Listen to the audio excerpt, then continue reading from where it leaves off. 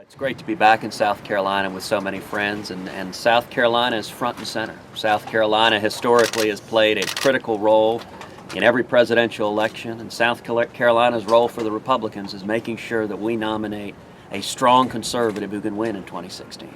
Wow! And I like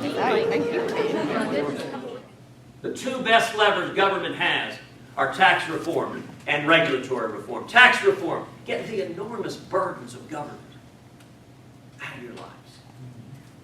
The simplest and best tax reform is we need to adopt a flat tax.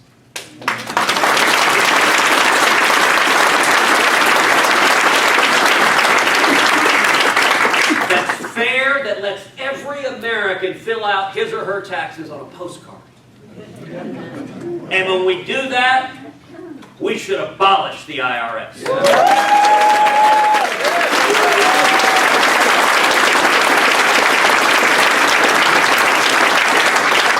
There are over 90,000 employees at the IRS.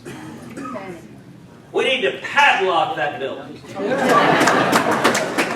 Take all 90,000 and put them on our southern border.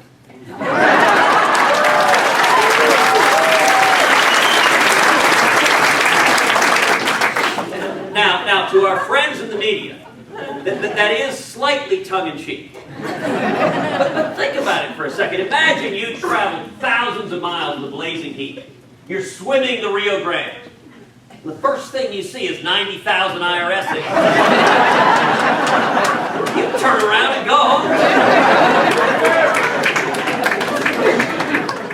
And most important regulatory reform we can adopt is we should repeal every word of Obamacare. Now, there are a whole lot of people in Washington, sadly a whole lot of Republicans, who've given up on doing it. Every 2 years they'll campaign on it.